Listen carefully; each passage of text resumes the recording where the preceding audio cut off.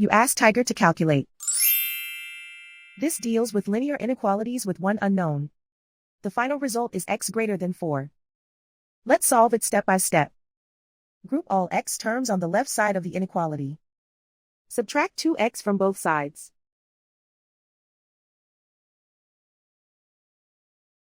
Group like terms.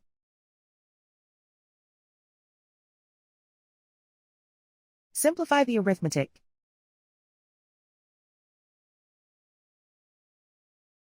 Group like terms.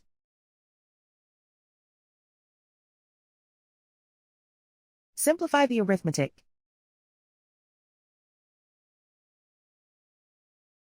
Group all constants on the right side of the inequality.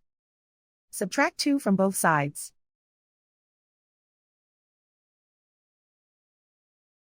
Simplify the arithmetic.